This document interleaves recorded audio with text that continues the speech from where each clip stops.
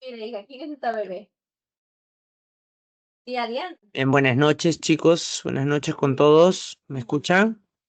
Buenas noches, doctor. ¿Qué tal? A ver, vamos a empezar. Vamos a tomar lista, ¿ya? A ver, Bailón. Buenas noches, doctor presente. Buenas noches. Cabanillas. Noches, doctor presente. Calderón. Yo en el colegio. Calderón. Mira, No está Calderón. Vamos a ponerle falta. Está. Cano. Buenas noches, Can. doctor presente. Muy bien. Castro. Castro. Castro no está. Falta. Ya. Cherre. Buenas noches, doctor presente. Tal, buenas noches. Chumpitas. Presente, profesor, buenas noches. Bien, buenas noches. Coronado. Presente, buenas noches. Buenas noches. Cuchuri. Presente, doctor, buenas noches. Buenas noches. Damaso. Presente, doctor, buenas noches. Muy bien. Glenny. Presente, doctor, buenas noches. Muy bien. González. Presente, doctor, buenas noches. Buenas noches. Gregorio. Buenas noches, doctor presente. Buenas noches. Galvez. Galvez. Está. Heredia. Ah, Galvez sí está. Ya, pero tiene que tirar. Presente, buenas noches, doctor. Ya. Ya. Heredia Guaya también está. Herrera. Presente. Ya. Herrera. Presente, doctor. Buenas noches. Ya. Horna. Horna. Doctor, buenas noches. Ya. Guamán Bautista. Doctor, buenas noches. Buenas Presente. noches. Izaguirre. Presente, doctor, buenas noches. Ya. Ok. Izquierdo. Presente, doctor, buenas noches. Buenas noches. Yactahuamán. Yactahuamán. Luján. Presente, doctor, buenas noches. Muy bien. Manga. Manga. Tampoco está. Profesor, buenas noches. Ya. Mantari. Mantari. Mantari. No está. Falta. Mena. Buenas noches, doctor presente. Buenas noches. Miranda. Presente, doctor, buenas noches. Buenas noches. Montesa. Montesa. Buenas noches, doctor, presente. Buenas noches. Moscol. Moscol.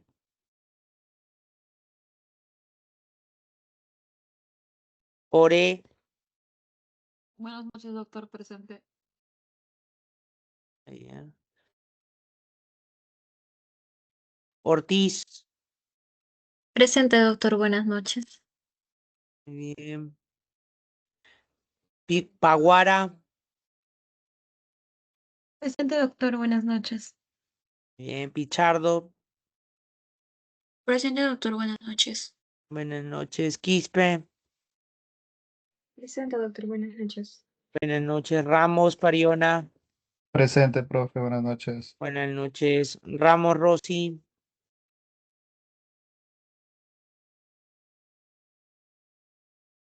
Ramos Rossi. Sandoval. Presente, doctor, buenas noches. Muy bien. Suárez. Suárez. Suárez no está.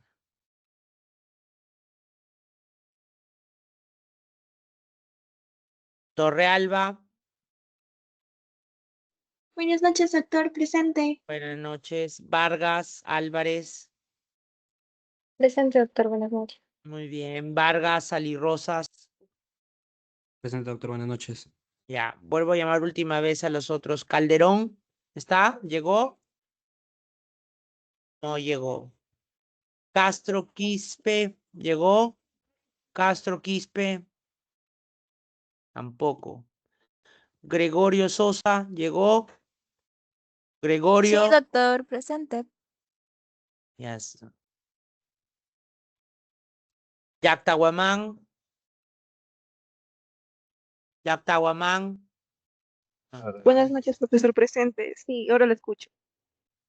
Ya. Mantari. Mantari. Presente, doctor. Ya. Moscol. Moscol. No está. Y finalmente Suárez Martel. No está. Ya, listo, chicos. A ver, nos vamos a dividir de la siguiente forma. Ya, a ver un ratito. ¿Dónde está? Ya, vamos a dividirnos en, o igual, 6 temas, como siempre. Y dentro de estos 6 temas vamos a abordar insuficiencia cardíaca, ya, derecha. Vamos a abordar primero. Insuficiencia cardíaca derecha lo van a hacer los grupos 2, 4 y 6, ¿ya? El grupo número 2 va a ser el tema de, ¿dónde está? Perdón, a ver, ajá, mecanismos fisiopatológicos y causas de la insuficiencia cardíaca, o sea, cuáles son los mecanismos fisiopatológicos de la insuficiencia cardíaca derecha, ¿ya? El grupo es el grupo número 2, ¿no? Y el grupo número 4 va a ser consecuencias hemodinámicas y manifestaciones clínicas de la insuficiencia cardíaca derecha. El grupo número 6 va a ser compensaciones y exámenes auxiliares, ya sea de laboratorio o imágenes en la insuficiencia cardíaca derecha, ¿ya? Es en cuanto al 2, 4 y 6. En cuanto a los grupos que van a ver taponamiento cardíaco, van a ser el grupo número 1, va a haber mecanismos fisiopatológicos y causas del taponamiento cardíaco. Grupo número 2 van a ser la fisiopatología, las manifestaciones clínicas y correlación hemodinámica, ¿ya? Y el grupo número 5 va a ser diagnóstico y respuesta compensatoria del taponamiento cardíaco, ¿ya? ¿Entendido? ¿Sí? ¿Podría repetirlo, lo del taponamiento cardíaco, por Ya, favor? taponamiento cardíaco, grupo número 1, mecanismo fisiopatológico de las causas, ¿ya? El grupo número 3 va a ser manifestaciones clínicas y correlación hemodinámica. El grupo número 5, diagnóstico y respuesta compensatoria. ¿Quedó claro? Ahora sí. Sí, profesor, Buenas gracias. noches, disculpe, acabo de entrar a la sesión. ¿Me podría considerar asistencia? Apellido, ¿cuál es? Castro. Quispe. Sí, profesor. Ya, está bien. Listo. Muy bien. Entonces vamos a separarnos en salas. Doc, Ya lo eh, creo, ya creo, ¿no? ya están creadas las salas. Ellos tienen que entrar por sí mismos a sus salas de sus grupos para que ya puedan iniciar. Chicos, hay un tiempo de 20 minutos como máximo para que se puedan juntar. Como les decía, no es un tema expositivo, así que no es necesario que preparen muchas diapositivas. 2 diapositivas como máximo para cada presentación. ¿Ok? Pueden ir entrando a las salas.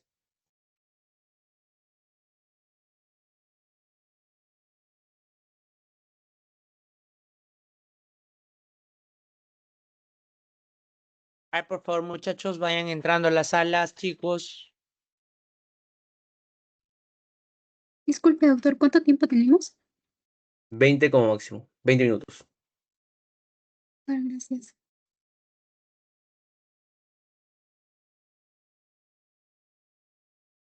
Doctor, a mí no me parece poner en las salas. A mí también, doctor. ¿No les aparecen las salas? No. A ver, tu apellido y a qué sala eres. Quispe, sala 4. Quispe, sala 4. Sala 4. Ahora- Profesor, disculpe, tampoco puedo Listo. ingresar a sala. Castro, Ya. sala 1. Castro. ¿Qué sala? 1, profesor.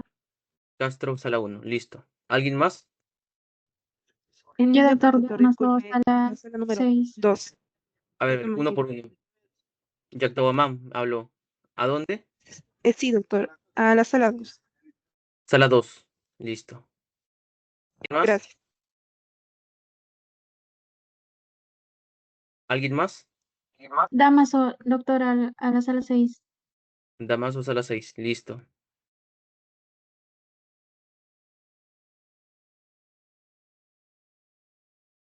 Cano a la sala 2 también, por favor, doctor. ¿Perdón? ¿Apellido? Cano a Cano, doctor. Cano. Listo. Cano, Sala sala 2. Listo. Ya está. Gracias. ¿Quién más? Galvez, ¿a qué sala?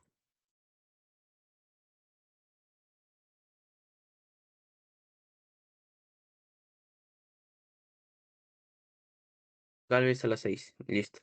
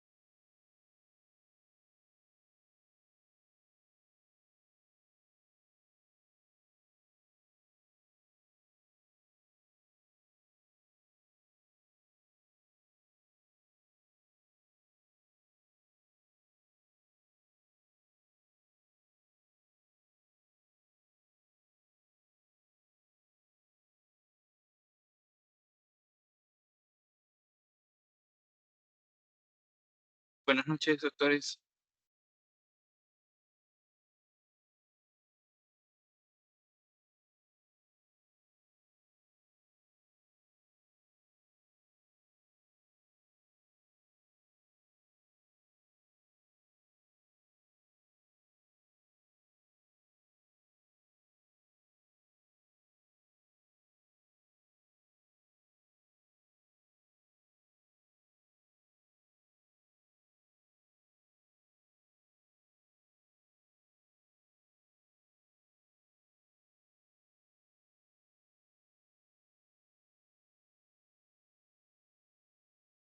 Buenas noches. Allá. Sí, Doctor, buenas noches. Disculpe, recién me conecto por problemas de conexión. Eh, ¿Ha derivado a grupos para poder unirme? sí, claro. Calderón. A la sala Doctor, tienes que unirte a las. Ah, ya. Calderón, Sí, doctor. ¿qué grupo eres para poder asignarte? O uno. Grupo uno. Ya, Calderón, ya te queda 12 minutos, así que apúrate con tu grupo, ¿ya? Sí, sí, doctor.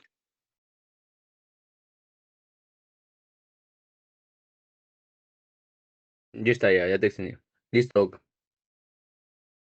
Listo. Gracias, doc.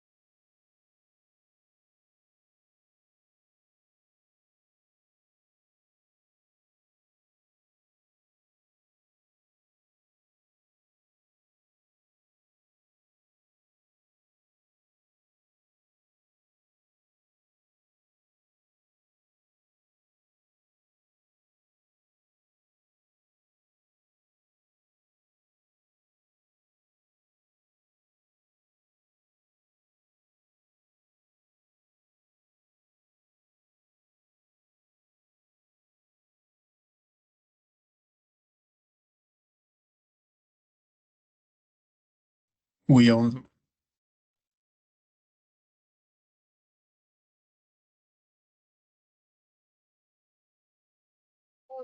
Muy bien. A ver, empezamos con... están ya todos los grupos afuera, creo, ¿no? Sí, Doc, ya están todos ya. Ya, listo. Empezamos entonces con el grupo número 1, me parece que es el que empezaba.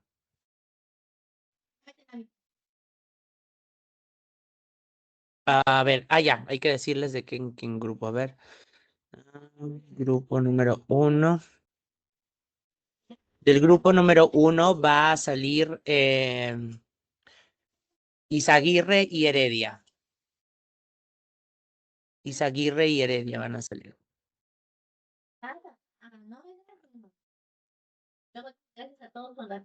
¿Me escucharon?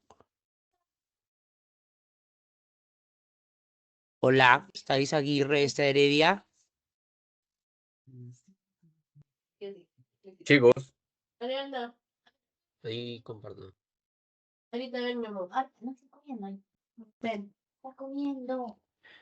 Chicos, tienen que contestar. A ver, eso es un poquito de cordialidad, ¿ah? A ver, ¿Izaguirre y Heredia están o no?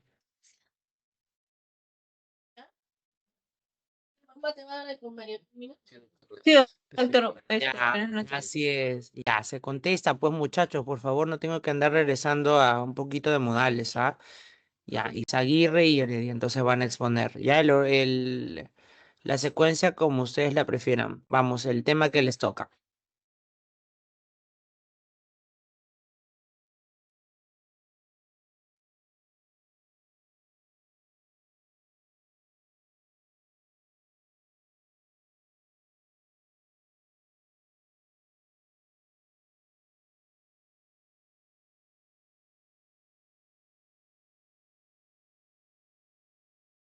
¿Se logra ver?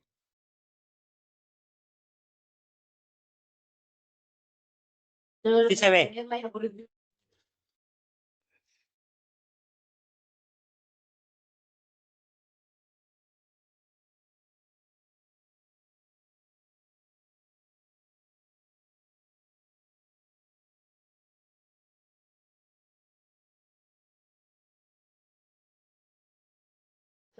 No se escucha, no sé si soy yo nomás el que no escucho.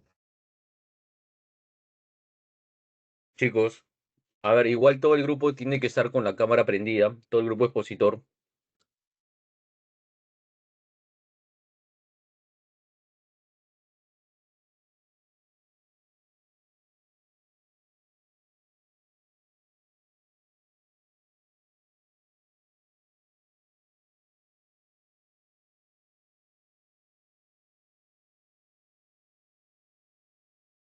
Ya, entonces ya inician.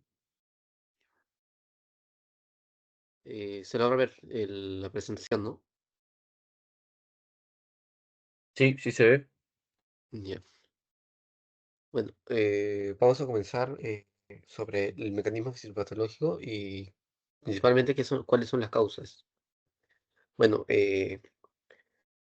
tenemos dos tipos diferentes que sería la acumulación súbita, el hemopericardio o lo que sería el derrame pericardio o la pericarditis.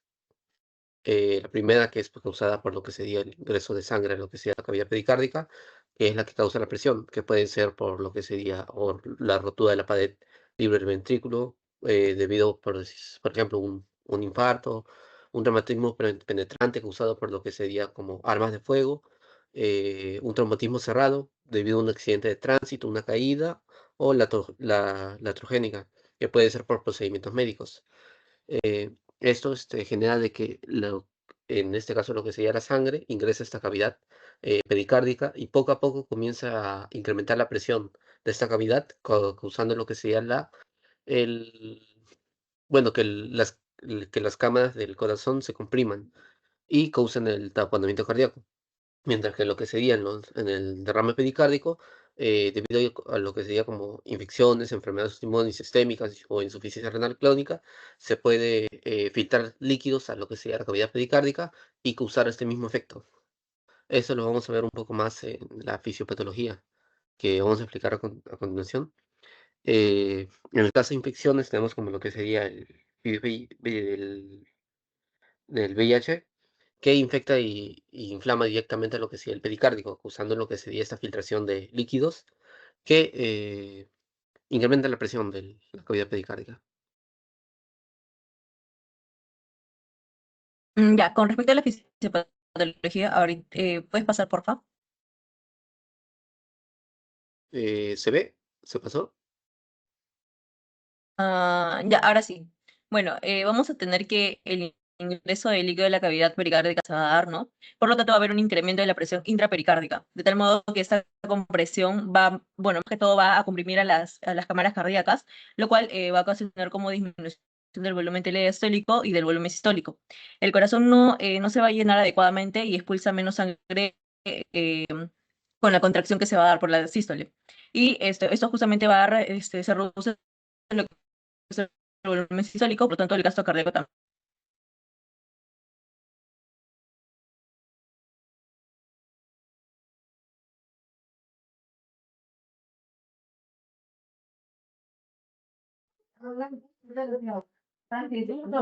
Sí. ¿Terminaron o continúan? Hola, hola, ¿se escucha? Sí, sí se escucha. ¿Terminaron o...? Sí, doctor, eso es todo. Ay, ay, ay. A ver, ¿cuál es dentro de las causas más frecuentes, cuál es la causa más frecuente de taponamiento cardíaco? De instalamiento agudo.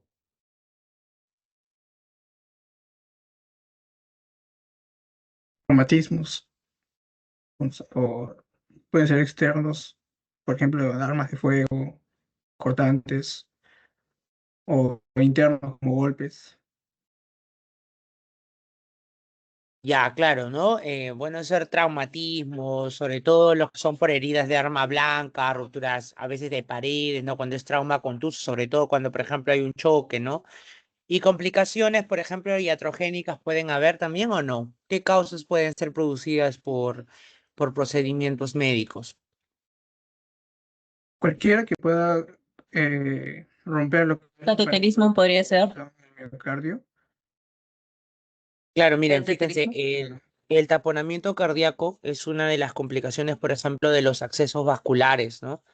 Todos los que colocamos catéteres venosos centrales, o ya sea de alto flujo para diálisis o bajo flujo que utilizamos para medicamentos, o cuando hacemos toracocentesis a veces, ¿no? Que eso ya es más raro, pueden hacerse también lesiones de pericardio, porque las estructuras están muy cercas, ¿no? Muy bien. Y de las crónicas, ¿cuáles son las causas más frecuentes? A ver, vamos a preguntar de las causas más frecuentes. A ver, Andy. ¿Dónde está Andy? Andy.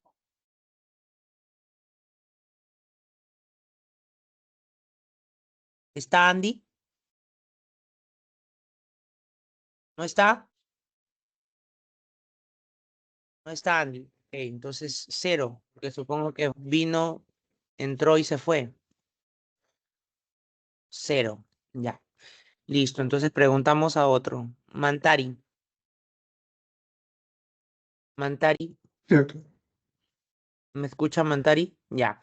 Doctor Mantari, Cierto. ¿cuál es la causa más frecuente de la fusión pleural crónica? Cualquiera que pueda inducir una pericarditis. La pericarditis vendría a ser una inflamación de lo que es la cavidad pericárdica o en sí las dos hojas del pericardio. Entonces esta pericarditis puede aumentar el acceso de agentes biológicos o células de la respuesta inflamatoria. Ya, pero lo que me refiero es dentro de las causas, o sea, ¿cuáles son las más frecuentes? Pues, chicos. De taponamiento crónico, subagudo. Por ahí había leído que ¿Puedes puede ser repetirlo? ¿Cuáles son las causas más frecuentes de taponamiento crónico subagudo? Doctor, ¿no sería las neoplasias? Las neoplasias, ¿no? Las neoplasias son las causas más frecuentes de taponamiento, porque a veces hay infiltración de la neoplasia o a veces hay obstrucción de los vasos linfáticos que generan un drenaje cada vez menor, ¿no? También hay otras enfermedades, por ejemplo, enfermedades autoinmunes, como por ejemplo el lupus, ¿no? Pueden provocar. Y ya en más raros son otras enfermedades, como por ejemplo la misma insuficiencia renal crónica puede provocar también. A veces hemos visto hasta taponamiento cardíaco por uremia, ¿no? Muy bien. ¿Alguna pregunta, Doc? No, Doc, está bien. Vamos al siguiente grupo. Listo. Siguiente grupo, entonces.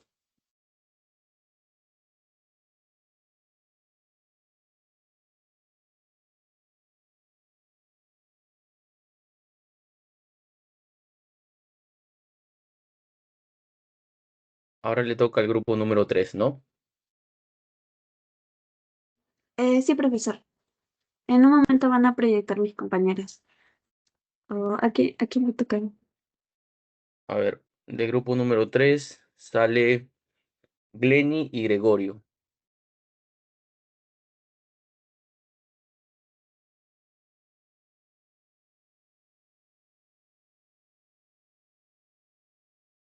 Un momento, profesor, por favor.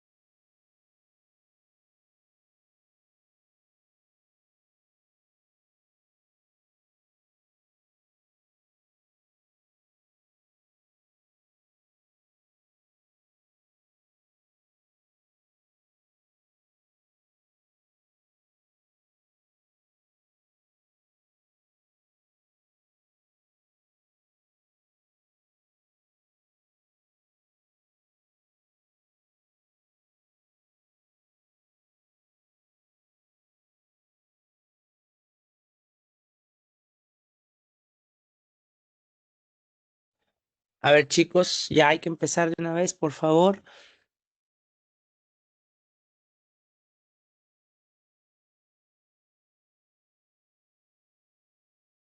Ok. ¿Podrías presentar la primera parte?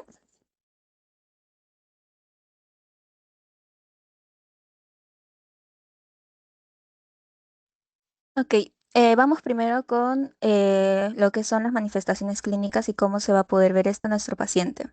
Tenemos las siguientes. En la primera, ¿puedes hacerle zoom, porfa, Fiorella? Ya.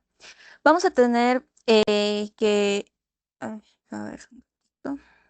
En el taponamiento cardíaco, lo principal es que tenemos que saber es que va a haber una acumulación rápida de sangre en el espacio pericárdico. Esto se traduce como una mayor presión intrapericárdica. Pero ¿qué es lo que nos da esto? Esto nos da que el pericardio se va a volver rígido y no tiene tiempo para estirarse. Ahora, durante la inspiración, el ventrículo derecho se va a desplazar al ventrículo izquierdo. Esto va a ocasionar una compresión. Entonces, esta compresión va a disminuir el llenado y volumen sistólico del ventrículo izquierdo. Más para la derecha, por favor, Cherre.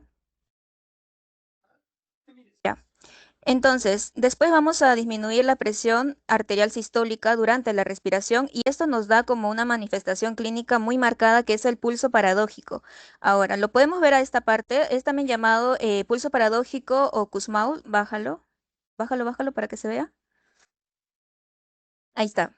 A ese pulso me refiero. Ahora, en el pulso arterial normal existe una ligera disminución en sí de la amplitud durante la inspiración que es menor a 10 milímetros de mercurio, pero no apreciable por la palpación. Con el pulso paradójico en sí va a existir una exageración en este fenómeno y va a ser bien detectada la palpación como lo podemos ver. Esta es la muestra de un pulso paradójico en sí.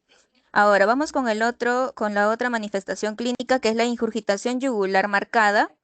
Ponlo para el otro lado. Ya, la ingurgitación yugular marcada lo he puesto de dos colores de esta manera, porque verde y naranja, bueno, está en nuestra PPT, que el verde va a significar manifestaciones, el naranja va a significar manifestaciones clínicas, mientras que el verde nos va a significar lo que es la triada clásica del taponamiento cardíaco, o también llamado la triada de Beck. ¿En qué consiste esta triada de Beck? Esta triada de Beck consiste en la ingurgitación yugular más la hipotensión arterial, más los ruidos cardíacos disminuidos. Entonces, lo que va a suceder aquí es que obviamente el taponamiento cardíaco impide el vaciamiento de la aurícula derecha al ventrículo al ventrículo derecho. Esto va a aumentar la presión venosa sistémica y esto se va a reflejar en una distensión de las venas yugulares y podemos ver acá en esta imagen al paciente que tiene una ingurgitación yugular. Ahora, la ingurgitación yugular se puede dividir en tres, en primer grado, segundo grado, tercer grado. En este caso se ve al paciente con segundo grado. Bueno, en otra manifestación clínica tenemos la perfusión y oxigenación del centro respiratorio. Esto va a aumentar la frecuencia cardíaca y esto nos da la taquipnia, la disnea de la sensación de falta de aire y la saturación del oxígeno al 92% que es ligeramente baja. Y bueno, la otra parte lo va a presentar mi compañera. Ya.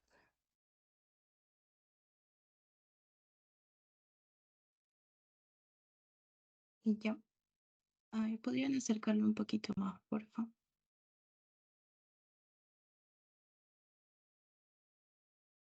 Ya.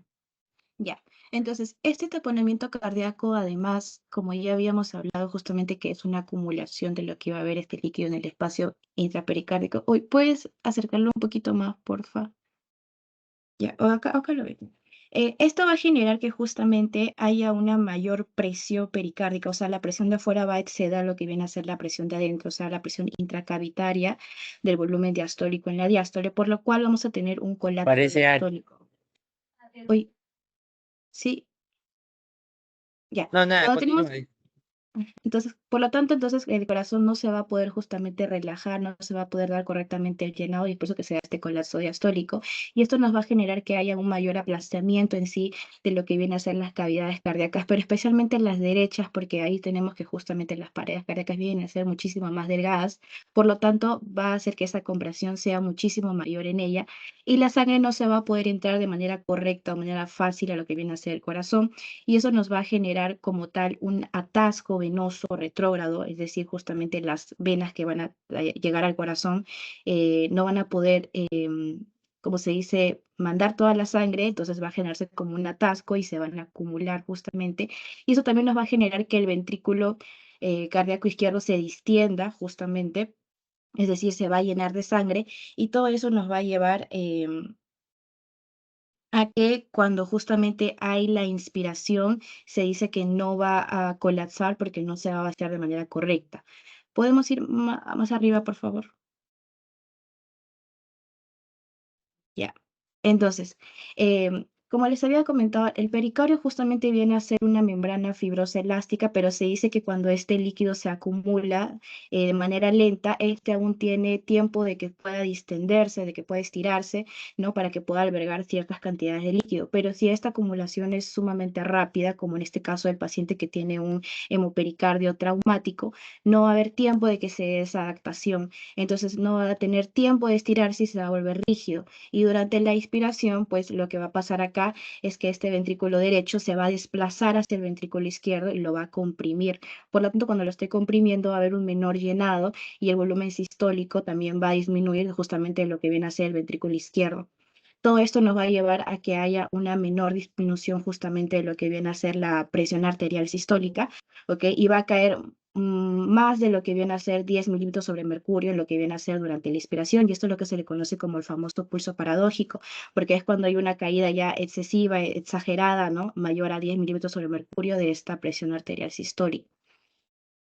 Vamos al otro, por favor. Entonces, por este hemopericardio traumático que se veía en el ejemplo, además la sangre que va a estar entre el corazón y la pared torácica va a actuar en sí como un aislante acústico, y esto nos va a amortiguar la cierta transmisión de lo que viene a ser sonidos cardíacos, y esto es lo que se va a manifestar, como habíamos visto, en los pulsos cardíacos hipofonéticos, ¿no? Que también se observa en lo caso clínico. Y esto es porque justamente también va a haber entonces, por este hemopericardio también se dice que va a haber una interposición de lo que viene a ser la sangre en este espacio pericardio, ¿no? Y esto nos va a causar, por una parte, el aislamiento eléctrico y por otra parte, lo que viene a ser la oscilación del corazón. Cuando hablamos del aislamiento eléctrico, nos va a generar una menor amplitud de potenciales, lo que viene a ser en el QRS, y en la oscilación del corazón es que el eje eléctrico ventricular va a cambiar con cada latido, lo que nos va a generar que justamente todo eso se observe en un EKG, que haya un bajo voltaje de este segmento QRS y una alternancia eléctrica. Y es por eso que se puede observar ahí, ¿no? Que justamente este QRS va a estar bien disminuido, bien bajo.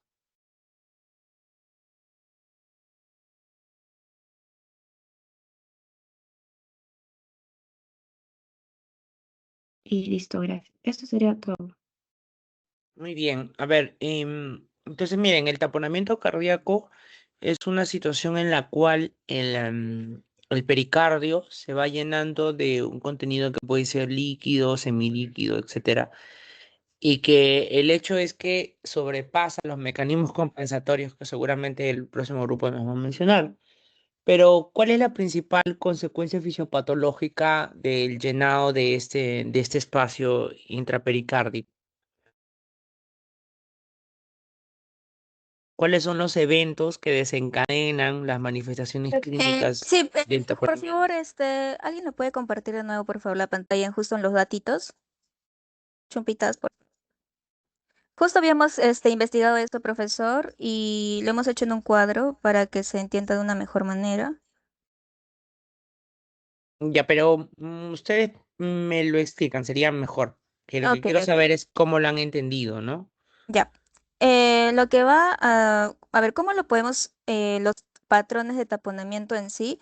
Hemos justo hecho un tipo una mnemotecnia que es para recordar las manifestaciones de taponamiento cardíaco. Lo que va a significar es que, bueno, eh, Pepe toca el xilófono en los bares de alterne con un tapón en la boca, pulso paradójico. Entonces, lo que vamos a entender acá es que Pepe lo podemos poner en cuenta como pulso paradójico. Esto es principal de lo que es el taponamiento cardíaco. Ahora, lo demás es X de profunda en el pulso venoso, alterne de la alternancia eléctrica que ya hemos visto del QRS, que va, aparte de que está muy bajo, es una alternancia, alternancia, alternancia. Y bueno, esto es de los taponamientos cardíacos. Ahora, otra cosa muy importante también que agregar es que el pulso paradójico, más a la izquierda, por favor, no solamente aparece en el taponamiento cardíaco, sino que también aparece, acá también otra mnemotecnia que es de tapón, que ocurre en el taponamiento cardíaco, pericarditis constrictiva, obstrucción de cava superior, neumopatía obstructiva o también llamada LEPOC. Ahora, otra parte para agregar es que cuando el líquido pericárdico aumenta la presión más a la derecha, sobre el corazón, se comprime primero la aurícula y el ventrículo derecho porque sus paredes son más delgadas. Esto va a disminuir el llenado diastólico del ventrículo derecho, causando congestión venosa, sistémica y una mayor presión, una mayor de la presión venosa yugular, hepatomegalia, edema, etcétera, y también nos puede dar insuficiencia cardíaca derecha. Ahora mi otra compañera también tiene que explicar una partecita que lo quiere decir. No, o sea, ¿no habían acabado todavía? Como me dijeron que sí habían acabado. Pero... Son datitos que hemos investigado para ya, poder ya, acotar más que nada. pero vamos a las preguntas primero, que les digo, porque eso es lo que tenemos que volver ahorita primero. A ver, entonces la pregunta era, ¿qué cosa es lo que desencadena el taponamiento cardíaco? Porque el taponamiento cardíaco, para empezar, no es igual a derrame pericárdico, ¿verdad? Derrame pericárdico es tener simplemente líquido en la cavidad pericárdica y el taponamiento... Perdón, el taponamiento cardíaco es una consecuencia de ese llenado excesivo. cuál es el evento que desencadena las manifestaciones clínicas del taponamiento cardíaco? Profesor, ¿podría ser el momento de la presión intrapericárdica? Que bueno, Ya, como hemos visto, ¿esto qué genera? mayormente, como hemos visto, bueno, es el que va a dar como la mayor parte de las manifestaciones clínicas, porque este aumento causa que, bueno, las cavidades cardíacas se compriman. Esta compresión va a hacer que, bueno, como había mencionado mi compañera, primero las cavidades derechas, porque estas tienen menor presión y además también que el ventrículo derecho tiene una pared más delgadita, vayan como que a estar así muy, muy apretados, muy Claro, eso tiene sea, un nombre, ¿cómo se llama? este, Se llama el colapso de las cavidades cardíacas, ¿no? ¿Por qué les digo que es importante? Porque inclusive cuando nosotros evaluamos psicocardiográficamente a un paciente, una de las cosas que evaluamos es la colapsabilidad de las cavidades cardíacas. O sea, aquí tanto se colapsa totalmente la pared hacia la pared del septum interventricular o interauricular al momento de cada contracción. Entonces, cuando uno tiene un llenado, tiene lleno la cavidad pericárdica, pero no hay colapso, significa que lo único que tienes es un derrame pericárdico, que por lo tanto no tiene por qué producir taponamiento cardíaco. A cambio, cuando hay colapso, ya eso está generando taponamiento cardíaco. Y eso es importante porque el taponamiento cardíaco es causa de shock. ¿Qué tipo de shock provoca el taponamiento cardíaco? obstructivo. ¿Qué? El shock obstructivo. Ya, ¿y cuál es la causa principalmente de por qué se produce el shock, el taponamiento cardíaco? Esto más que nada se da Profesor, porque, no, como como sabemos, primeramente se va a dar lo que es la compresión, lo que habíamos hablado del colapso tanto de la aurícula como del ventrículo derecho, pero en este caso sí es persistente el taponamiento cardíaco, es muy persistente. Lo que va a generar es que no solamente se dé un colapso a nivel del lado derecho, sino que esto comprime lo que vendría a ser el ventrículo izquierdo. Entonces esto va a generar un menor volumen telediastálico, en consecuencia una menor eyección, o sea, un menor volumen sistólico, lo cual bueno, caracterizar por un gasto cardíaco disminuido y una hipoperfusión. Y esto también puede ser característica, por ejemplo, de un shock obstructivo.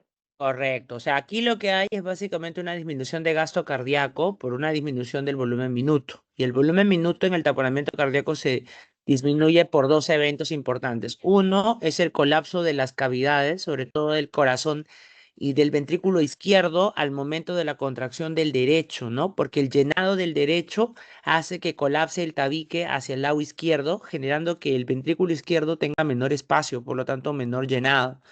Y número dos es que al ser el ventrículo derecho insuficiente para poder bombear la sangre hacia la arteria pulmonar, es menor sangre la que retorna a la aurícula izquierda, lo que genera que encima de tener un menor volumen disponible, tienes una menor cantidad de sangre que llega hacia las cavidades izquierdas porque el ventrículo derecho no puede bombear adecuadamente, ¿no?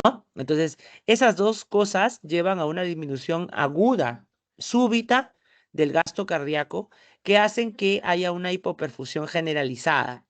¿Cómo está la presión venosa central o digamos la volemia en el interior de los vasos sanguíneos o las venas principales, las venas centrales? En este caso estaría incrementada porque tenemos lo ¿Por que es qué? por la regurgitación yugular y la regurgitación venosa. Como en Por este la caso no se, regurgitación venosa. ¿Cómo regurgitación venosa? en este caso Profesor, sería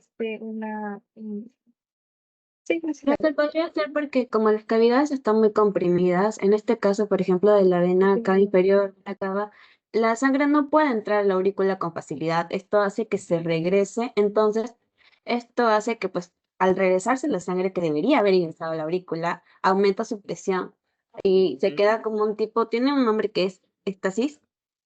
Y justamente es por eso que, Es y justamente congestión por eso venosa. que, ajá, y Ese es un justamente por eso evento es que, fisiopatológico muy importante que diferenciar, porque cuando uno ve a un paciente dematizado o con ingurgitación yugular, lo primero que suele pensar a veces es en insuficiencia cardíaca, ¿no? Y nos olvidamos que a veces la ingurgitación yugular puede aparecer en contexto de presión venosa central aumentada, como es en el caso del taponamiento cardíaco. ¿no? Entonces, y en ambos, por ejemplo, lo que un primer médico podría pensar cuando un paciente lo ve edematizado en regurgitación yugular, ¿qué sería? Hacerlo, sacarle más líquido, ¿no? Porque tiene exceso de líquido, porque el corazón de repente no está bombeando adecuadamente, ¿no? Por ejemplo, yo les digo, ¿no? En nefrología es muy frecuente que el paciente a veces haga o falla cardíaca derecha o haga a veces llenado de pericardio, generando algunas veces taponamiento cardíaco. Y en los dos se presentan básicamente casi igual, ¿no? Con edemas, etcétera, aunque obviamente el segundo es más agudo. Pero lo peor que podría hacer uno es sacarle líquido en el caso del primero, porque solamente vas a disminuir el gasto cardíaco mucho más. Mientras que con la falla cardíaca derecha, ahí lo ideal es sacarle líquido de exceso. Entonces, por eso es muy importante definir la diferencia entre los dos, ¿no? En el taponamiento cardíaco, la congestión venosa se debe a una imposibilidad de entrar la sangre hacia el ventrículo derecho, hacia la aurícula derecha, por lo tanto. Y en la segunda se debe a la imposibilidad de la bomba del lado derecho para poder bombear, lo que hace que regurgite, ahí sí lo que tú dices, ¿no? Muy bien. ¿Y a qué se debe la baja tonalidad de los ruidos cardíacos ante la auscultación? Profesor, eso se debería a, como hay líquido en la cavidad pericárdica y uno oculta por encima del corazón, en los focos, pues, de la auscultación, ese líquido va a atenuar porque no transmite correctamente. Específicamente, este caso clínico tenía un hemopericardio, tenía sangre incluso, entonces eso va a atenuar mucho más porque no transmiten los sonidos, e incluso más es como tener capas que te impiden reconocer el sonido por ese líquido, esa presencia de líquido en el pericardio. Claro, ¿no? Inclusive uno le hace a veces un electrocardiograma y puede encontrar a veces unas ondas más bajas unas con otras, ¿no? Muy bien. Doc, no sé si tiene alguna pregunta.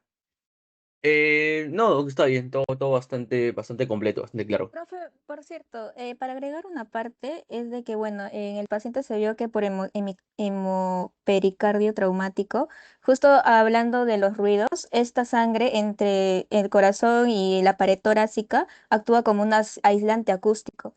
Entonces, esto va a amortiguar la transmisión de sonidos cardíacos y esto se conoce también, está en la triada de lo que mencioné en principio, que es la triada de Beck, que son los pulsos cardíacos hipofonéticos. Entonces, esto también se va a ver la interposición de sangre en el espacio pericárdico y esto causa el aislamiento cardíaco, el aislamiento eléctrico, perdón, y el oscilamiento, la oscilación del corazón, causando esto entre ambos una menor amplitud de los potenciales del QRS, justo como en el electrocardiograma que mostramos al principio.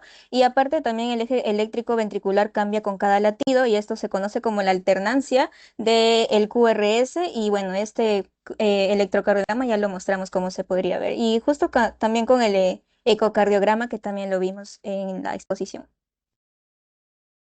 Muy bien, listo, correcto.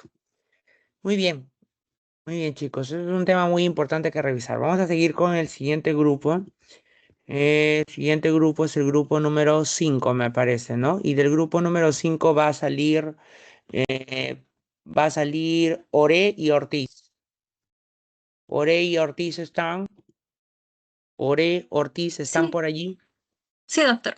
Muy bien, sus cámaras, por favor, ya. Hemos dicho que los grupos, por lo menos los que están exponiendo, el grupo que le toca ser evaluado tiene que estar con cámara prendida, por favor, muchachos. A ver. Muy bien. A ver. Listo. A ver, empecemos, por favor, en el orden que ustedes lo consideren. Ya, sí, empezamos con lo que es las respuestas compensatorias. ¿Podrías agrandarlo, por favor?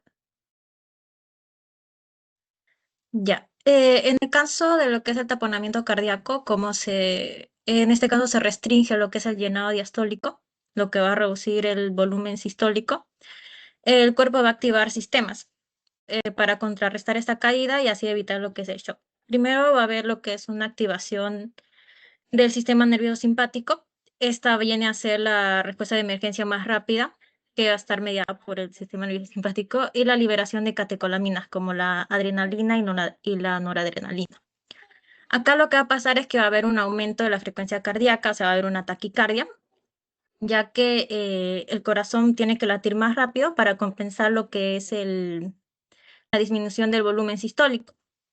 dado que el gasto cardíaco, como sabemos, va a ser el volumen sistólico por la frecuencia cardíaca. Aumentar lo que es la frecuencia cardíaca es el intento inicial para mantener lo que es el gasto cardíaco. Luego vamos a tener lo que es una vasoconstricción periférica. Acá se va a producir lo que es un estrechamiento generalizado de lo que son los vasos sanguíneos de las extremidades y la piel. Y esto tiene como objetivo principalmente aumentar lo que es la resistencia vascular sistémica para mantener la presión arterial. Además que se va a redistribuir la sangre a lo que son los órganos vitales. Y esto se manifiesta como la palidez, la piel fría y una diaforética. Luego, como segundo mecanismo, tenemos la activación del sistema renina-angiotensina-aldosterona. Este viene a ser un mecanismo mucho más lento y sostenido, cuyo objetivo va a ser aumentar lo que es el volumen de sangre circulante. Acá va a haber una disminución de lo que es la perfusión renal y debido a esto, esto se debe a lo que es la caída del gasto cardíaco. Ahora, cuando el cuerpo detecta lo que es la disminución de la perfusión renal, va a aumentar lo que es la liberación de la renina. Por eso hay un aumento de renina, por lo tanto va a haber un aumento de angiotensina 2 y esto nos va a resultar en lo que es una vasoconstricción. Ahora, ¿qué efectos va a tener lo que es el aumento de la angiotensina 2? Aparte de la vasoconstricción, también va a aumentar lo que es la liberación de la aldosterona. Y esta aldosterona lo que hace es la retención de sodio y agua sobre los riñones y como por lo tanto va a darnos lo que es un aumento del volumen circulante. Aunque esto principalmente va a elevar lo que es la presión venosa, en un intento para lo que es forzar el llenado cardíaco, también nos puede dar consecuencias negativas como lo que es la formación de edemas. Y luego tenemos lo que es la liberación de ADH. Esta liberación de ADH va a ser complementaria a lo que es la activación del sistema renina-angiotensina y lo que es la vasoconstricción. Primero, la caída lo que es del volumen circundante, o sea que va a haber una disminución de volumen efectivo y el aumento de lo que es la osmolaridad sanguínea va a estimular la liberación de ADH. Y este ADH va a provocar, en lo que son los riñones, con sus receptores B2, va a aumentar lo que es la reabsorción de agua en los túbulos colectores, por lo tanto va a haber un aumento de lo que es el volumen sanguíneo. Y en el caso de los vasos, esto con los receptores B1 va a provocar lo que es una vasoconstricción, va a haber un estrechamiento, por lo tanto va a aumentar lo que es la presión arterial.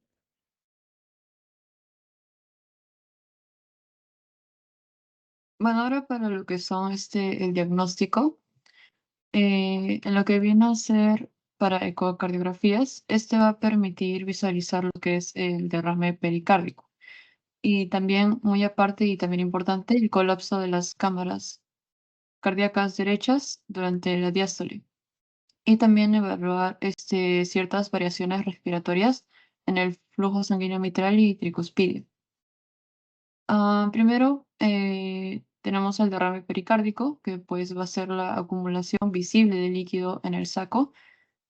También tenemos el colapso telediastólico de la aurícula derecha y colapso diastólico del ventrículo derecho, que pues estos van a ser las primeras cámaras en colapsar, justamente por la diferencia de presiones. De ahí tenemos las variaciones respiratorias en los flujos mitral y tricuspidio, que pues durante la inspiración el flujo transmitral va a disminuir más del 25% y el flujo transtricuspidio va a aumentar más del 40%. También tenemos como otro signo la dilatación de la vena cava inferior sin el colapso inspiratorio, lo que va a indicar pues la presión elevada en lo que es la circulación venosa sistémica tras el colapso de lo que son las cámaras derechas. Y bueno, de ahí tenemos como importante lo que es la evaluación clínica. Primero tenemos lo que es la tríada de Beck, que pues se va a componer de 3. En este tenemos lo que es la hipotensión arterial, lo que va a explicar lo explica, ¿no? El corazón que no se llena bien debido a la presión externa del líquido, lo que va a reducir pues el volumen de la sangre bombeada y así va a bajar la presión arterial. También tenemos la ingurgitación yugular, que pues como el corazón está comprimido, la sangre no va a entrar bien a la aurícula derecha y se va a acumular en lo que son las venas. Y pues se puede ver, ¿no? En el cuello esta ingurgitación, más que nada. También tenemos los ruidos cardíacos apagados, que ya se mencionó antes, y pues esto es explicado porque el líquido pericárdico va a estar amortiguando los sonidos del corazón, haciéndolo como más débiles. Y bueno, también tenemos otros signos importantes que van a incluir lo que es el pulso paradójico, que va a ser una exageración del pulso durante la inspiración. Esto porque el ventrículo derecho se va a llenar más y va a desplazar el tabique interventricular hacia la cámara izquierda, reduciendo la presión sistólica en más de 10 milímetros de mercurio, lo que pues se va a sentir como una caída del pulso durante la inspiración. De ahí tenemos la disnea u ortopnea, que es dificultad para respirar pues al estar acostado o sentado hacia boca arriba. Y pues esto por una falta de llenado adecuado del ventrículo izquierdo y también la congestión venosa pulmonar.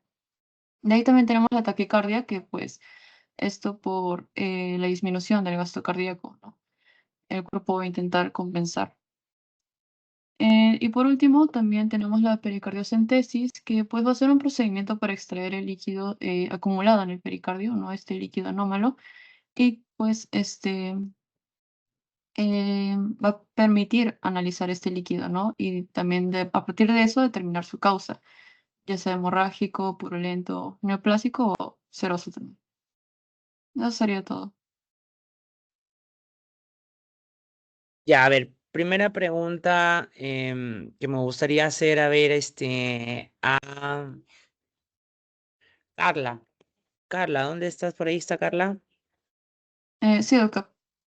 A ver, doctora Carla, una consulta. ¿Qué cosa, cuál es la razón por la cual el llenado del espacio pericárdico no termina por producir siempre, digamos, taponamiento cardíaco? O sea, antes de ¿Por qué no que todo derrame pericárdico produce taponamiento cardíaco? tal vez por una insuficiente volumen, la cantidad de volumen, porque va a llegar a un punto en el que la presión va a ser mucho mayor, o mayor más que nada, de lo que es la presión de las cámaras derechas, que son las primeras en colapsar. Ya, o sea, el colapso, ¿no? Ya. ¿Y cuáles son los mecanismos que se desencadenan o que hace el corazón normalmente para evitar el colapso en primera instancia? Porque esto básicamente sucede cuando yo le doy tiempo al corazón de poder compensar ese aumento progresivo del espacio pericárdico, ¿no? Por eso de ahí de por qué es que el límite de colapso de cavidades derechas es de manera aguda en 100, 150 y de manera crónica puede llegar hasta 1000, 1500, ¿no? Y me acuerdo que una vez hasta un Lúpica le hemos sacado hasta 1700, creo, y no había hecho taponamiento cardíaco, ¿no? Entonces, ¿cuál es la razón? ¿Por qué cuando se llena lentamente tolera mucha mayor cantidad de volumen, hasta 10 veces más, comparado al que lo hace de manera aguda? ¿Qué mecanismos son los responsables de hacer que se adapte a eso? Tal vez el aumento de lo que es las fibras musculares miocárdicas, estas pues van a tener, Aumentan las fibras musculares miocárdicas. no, no como que aumenten, sino que pues el llenado lento le va a dar como que más tiempo, ¿no? Al corazón para O que sea, hace un llenado más lento entonces. ah, A ver, Madeleine está por ahí. Sí, doctor. Podría decir que el líquido, en el momento en el que se acumula lentamente el líquido pericárdico, pues el mismo pericardio tiene la capacidad de adaptarse y expandirse, permitiendo que pueda entrar cantidades mayores al líquido y que no generen esa presión significativa hacia el corazón y las cavidades. Ya, muy bien. O sea, un mecanismo es la capacidad de distensibilidad lenta del pericardio con respecto a la mayor volumen, ¿no? Muy bien. Ya, pero hay otro mecanismo más que es propio del corazón, porque este primer mecanismo es el mecanismo dependiente del pericardio. ¿Y el corazón qué hace por su parte para intentar adaptarse a este llenado progresivo y lento?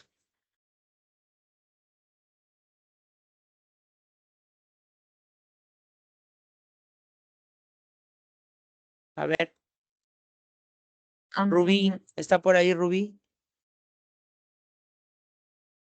Sí, profesor. ¿Podría volver a repetir la pregunta? Porque Ya. Te decía cuál es el mecanismo de compensación propio del corazón que hace que se adapte al llenado de la cavidad pericárdica lentamente.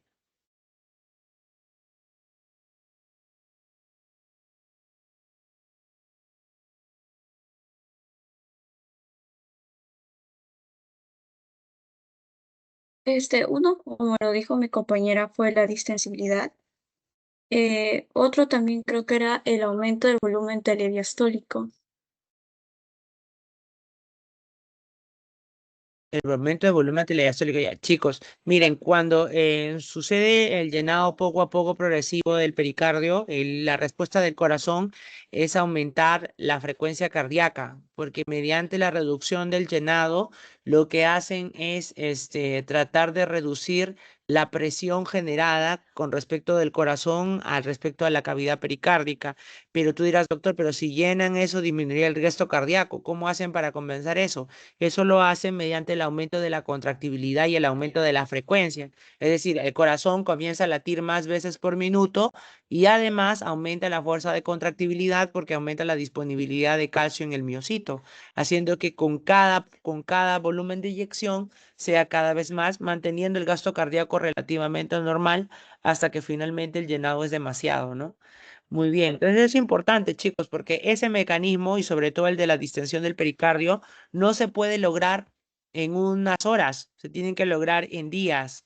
Entonces es por eso que el llenado agudo del pericardio a más de 150 puede generar taponamiento cardíaco con respecto al crónico que recién puede ser a los 1500, 1700. Doc, no sé si tiene alguna pregunta.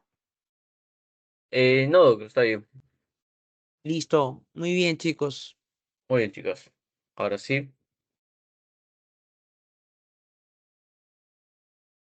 A ver, vamos a continuar con el grupo número 2 ahora.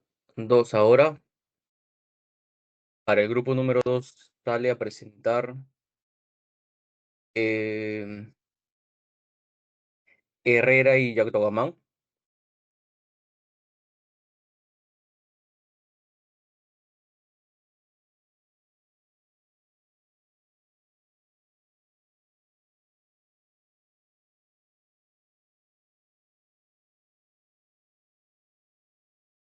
¿Y se logra visualizar? Disculpe. Sí, ya se logra visualizar. Gracias.